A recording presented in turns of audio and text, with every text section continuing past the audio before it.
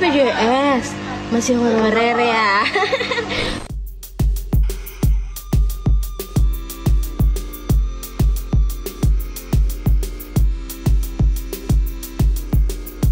Masih ingat nggak workers sama konten sebelumnya?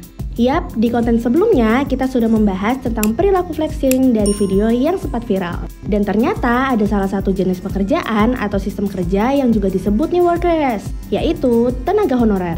Sebetulnya, kenapa sih tenaga honorer itu memiliki stigma tersendiri? Yuk kita kupas tuntas, apa sih tenaga honorer itu?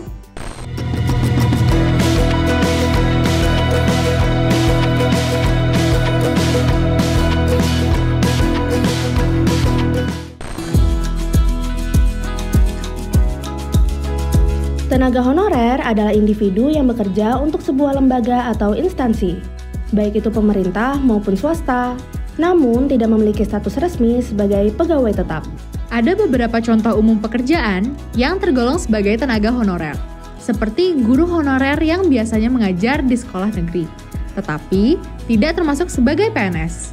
Guru honorer sendiri biasanya tidak menerima gaji dengan jumlah tetap, melainkan akan menerima honorarium berdasarkan jumlah jam pelajaran yang diberikan.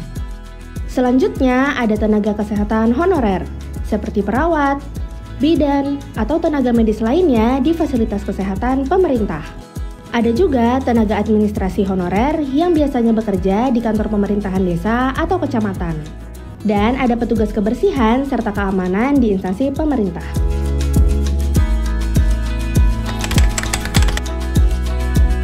Gaji tenaga honorer umumnya berada dalam rentang Rp800.000 hingga Rp6 juta. Namun, jumlah pastinya tergantung dengan ketentuan daerah masing-masing. Nah, dengan menjadi tenaga honorer, tentu akan ada benefit atau keuntungan lain yang didapatkan. Salah satunya adalah tunjangan profesi sebesar Rp2 juta per bulan, di mana tunjangan ini di luar gaji pokok dan berlaku bagi yang memiliki sertifikasi PPG atau profesi pendidikan guru. Tenaga kerja honorer juga berhak mendapatkan tunjangan lembur sebesar Rp15.000 per jam dan tunjangan uang makan sebesar Rp30.000 per hari. Di samping keuntungan yang akan didapatkan, tenaga honorer di Indonesia masih harus menghadapi stigma yang kurang baik dari masyarakat nih workers. Salah satunya adalah keberadaan tenaga honorer yang kurang dihargai. Tapi, kenapa sih stigma itu masih bertahan? Sini-sini, kita bahas bareng. Alasan pertama stigma tersebut masih bertahan adalah upah tenaga honorer yang nominalnya masih di bawah UMR. Nah, hal ini disebabkan oleh beberapa faktor loh. Seperti status kepegawaian yang tidak tetap sehingga tenaga honorer tidak mendapatkan fasilitas yang sama dengan pegawai PNS, tidak menjadi prioritas dalam anggaran negara, dan tidak memiliki tunjangan khusus, adanya keterbatasan anggaran, serta kurangnya regulasi dalam pembayaran gaji. Lalu, alasan lain mengapa tenaga honorer di Indonesia masih memiliki stigma yang kurang baik adalah kurangnya perlindungan dan jaminan sosial. Sebab, tenaga honorer tidak mendapatkan tunjangan pensiun maupun BPJS. Padahal, jaminan sosial ini bisa sangat membantu low workers untuk mencegah mereka dan keluarganya jatuh ke dalam kemiskinan akibat guncangan ekonomi seperti kecelakaan kerja atau PHK. Selain itu, kurangnya perlindungan hukum juga menjadi alasan mengapa stigma tenaga honorer menjadi kurang baik di mata masyarakat. Resiko pemutusan kerja secara sepihak yang dimiliki oleh tenaga honorer dianggap tidak sebanding dengan karyawan tetap atau PNS.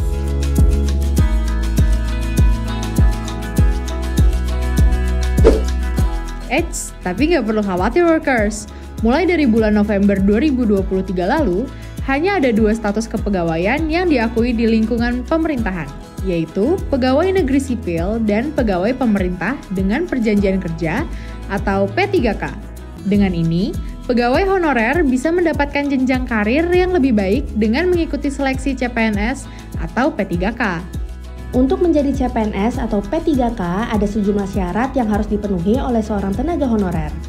Mulai dari usia yang sesuai, masa kerja sebagai tenaga honorer yang cukup, memiliki rekam jejak honorarium yang jelas, memiliki kualifikasi pendidikan yang sesuai dengan posisi yang dilamar, dan lain-lain.